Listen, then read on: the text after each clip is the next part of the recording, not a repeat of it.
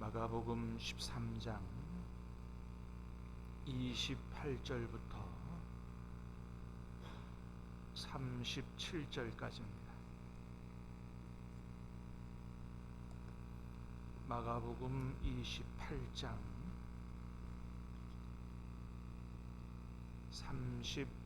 28절부터 37절까지입니다.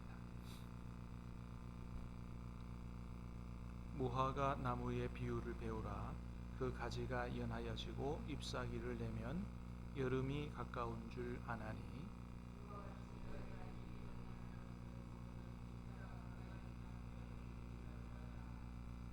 내가 진실로 너희에게 말하노니 이 세대가 지나가기 전에 이 일이 다 일어나리라. 그러나 그날과 그때는 아무도 모르나니 하늘에 있는 천사들도 아들도 모르고 아버지만 아시느니라.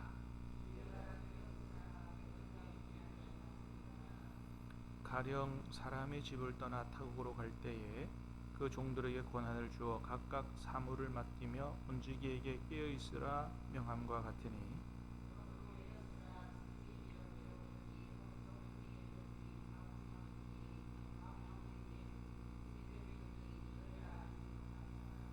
그가 호련히 와서 너희가 자는 것을 보지 않도록 하라.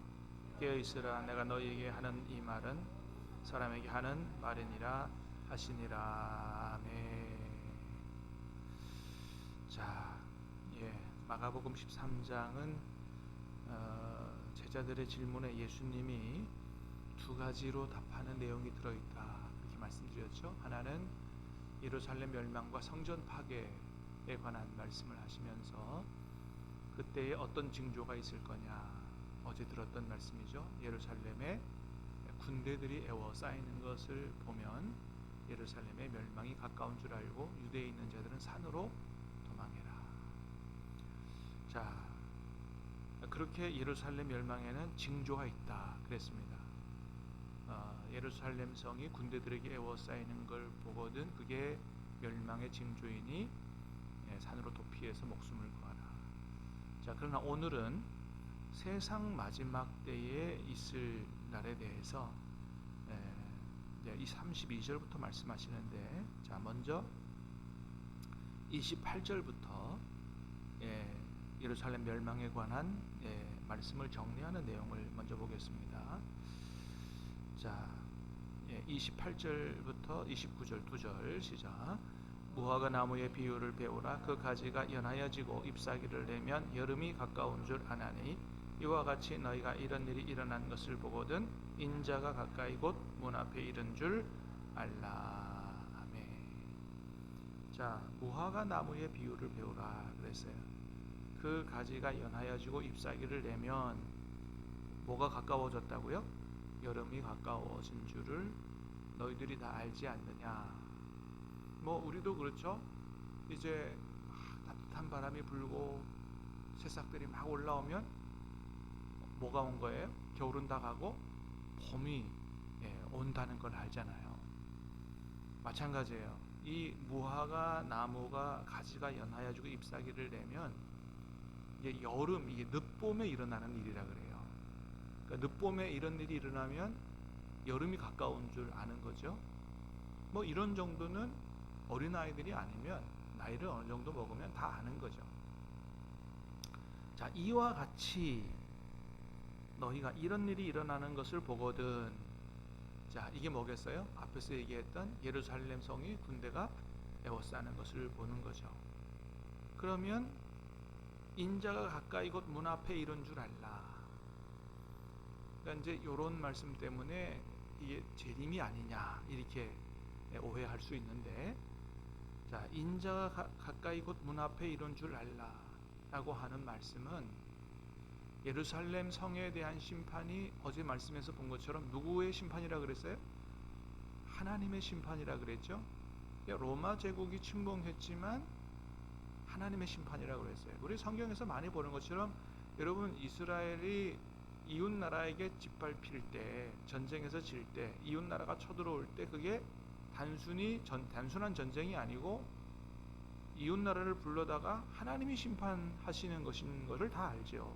마찬가지예요. 로마 군대가 예루살렘 성을 짓밟을 때도 그게 하나님의 심판이라 그래서 예수님을 거부한 하나님의 심판. 그래서 택하신 자들을 위해서 그 날들을 하나님이 감하셨다. 그게 하나님의 심판인 것을 보여주죠. 마찬가지입니다. 인자가 가까이 곧 문 앞에 이런 줄 알라. 그게 하나님이신 예수님이 하시는 심판이다. 동일한 의미예요. 그래서 그것이 마지막 때에 있을 예수님의 재림과 온 우주적 온 세상 사람들에 대한 심판이 아니고 예루살렘 심판이다. 30절이 그것을 정확히 아주 확고하게 말씀해 줍니다. 시작.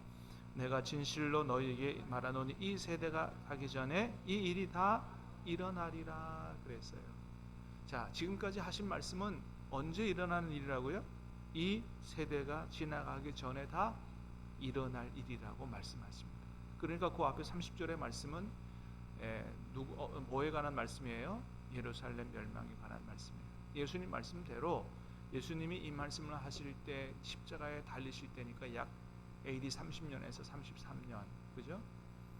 그리고 보통 한 세대가 몇 년 정도 되는 거예요? 30년에서 늦으면 40년. 그러니까 AD 70년에 예루살렘 성이 로마 제국에게 짓밟히고 멸망을 당하게 되죠. 예수님 말씀대로 그대로 이루어졌어요. 31절에 말씀하십니다. 천지는 없어지겠으나 내 말은 없어지지 아니하니라. 반드시 이루어진다. 여러분, 마지막 때에 관한 예수님의 말씀도 말씀하신 대로 이루어질 줄로 믿습니다. 자, 32절. 그러나 그날과 그때는 아무도 모르나니 하늘에 있는 천사들도 아들도 모르고 아버지만 아시느니라. 그래서 마지막 때의 세상 심판에 대해서는 예수님도 해줄 말씀이 별로 없는 거예요. 왜요? 예수님도 언제 일어날지 모르기 때문이에요. 그러니까 무슨 징조를 설명해 줄 수도 없는 거죠.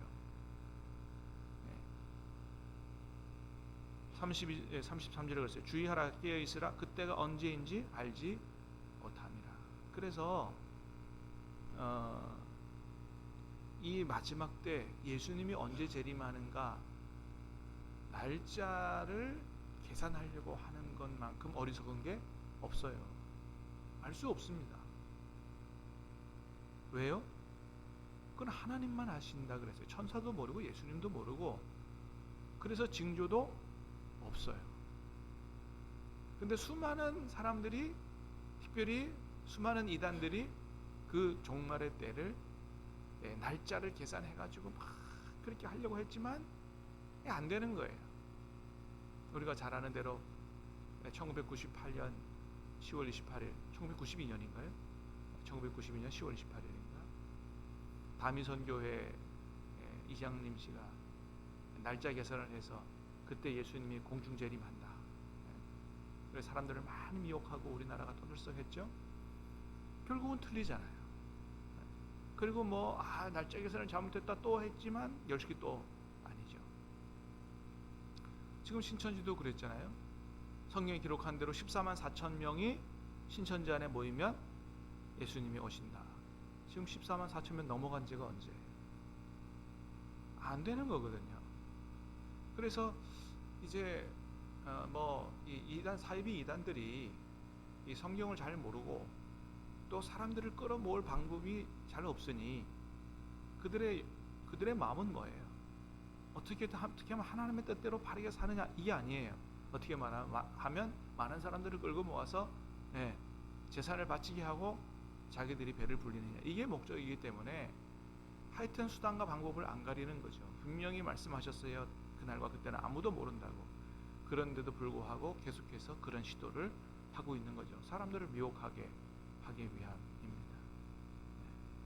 데살로니가전서 5장 3절에도 분명히 말씀하죠. 그들이 평안하다 안전하다 할 그때에 임신한 여자에게 해산의 고통이 임함과 같이 멸망이 갑자기 그들에게 이르리니 결코 피하지 못하리라.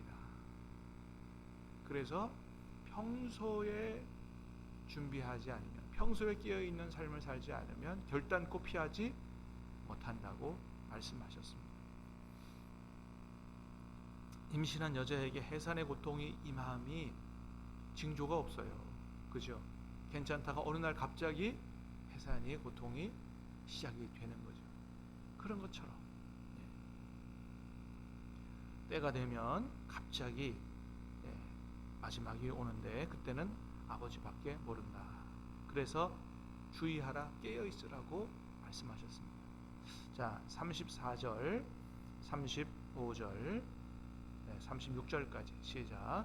가령 사람이 집을 떠나 타국으로 갈 때에 그 종들에게 권한을 주어 각각 사물을 맡기며 문지기에게 깨어 있으라 명함과 같으니, 그러므로 깨어 있으라. 집주인이 언제 올는지, 혹 저물 때일는지, 밤중일는지, 닭울 때일는지, 새벽일는지 너희가 알지 못함이라.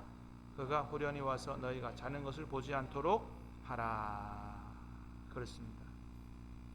그러시면서 하시는 말씀이, 사람이 집을 떠나 멀리 갈 때 그 종들한테 권한을 줘서 각각 사물을 맡기며 문지기에게 깨어 있으라 명함과 같다. 예수님 부활 승천하시면서 하나님 나라로 갈 때 이제 언젠가는 다시 오실 거 아니에요? 그때 뭐와 같다는 거예요? 그 종들에게 각각 권한을 줘서 일을 맡긴 것 같다는 거예요.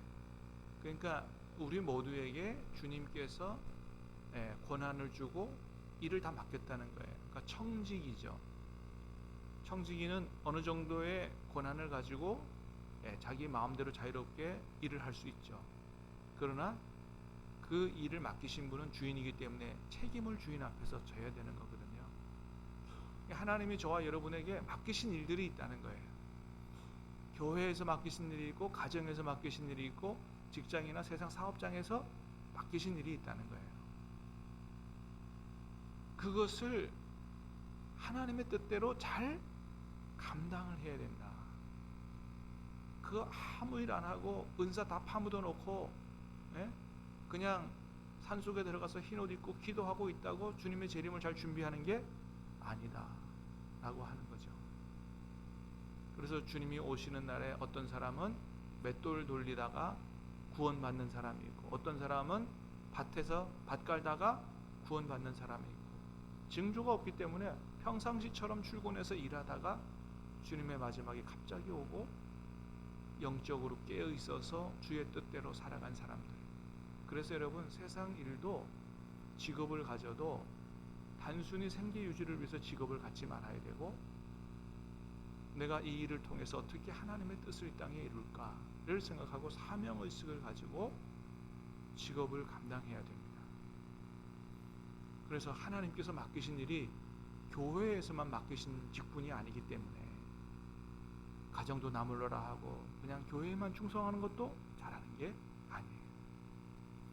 교회에서, 가정에서, 세상에서 맡기신 모든 일들을 주님이 내게 맡기신 일이라고 생각하고 사명의식을 가지고 주님 뜻대로 잘 감당하는, 그것이 바로 깨어있는 것이다. 주인이 호련히 와서 너희가 자는 것을 보지 않도록 하라. 이것은 영적으로 자는 것을 얘기하죠. 육체적으로 자는 것을 얘기하는 게 아니에요. 그러면 세상에 주님의 재림을 사모하는 자들은 밤잠을 어떻게 자겠어요? 영적으로 잠들지 않도록 하라는 것입니다. 영적으로 잠드는 건 뭐예요? 주님에 대해서, 그날에 대해서, 주님의 때에 대해서, 내가 주님이 다시 와서 다시 주님 앞에 서서 내가 나에게 맡기신 일 모든 것에 대해서 계산할 그럴 때가 온다는 사실을 새까맣게 잊어버린 채 내 욕심과 세상 부귀영화와 세상에만 몰두하고 사는 삶을 얘기하는 거죠. 그때는 어느 때와 같다 그랬어요? 노아의 때와 같다. 시집가고 장가가고 먹고 마시고 세상에 몰두하고 살아가면 영적으로 잠든 것과 같다 라고 말씀하십니다. 그래서 맨 마지막 37절 시작. 깨어 있으라. 내가 너에게 하는 이 말은 모든 사람에게 하는 말이니라 하시니라. 아멘.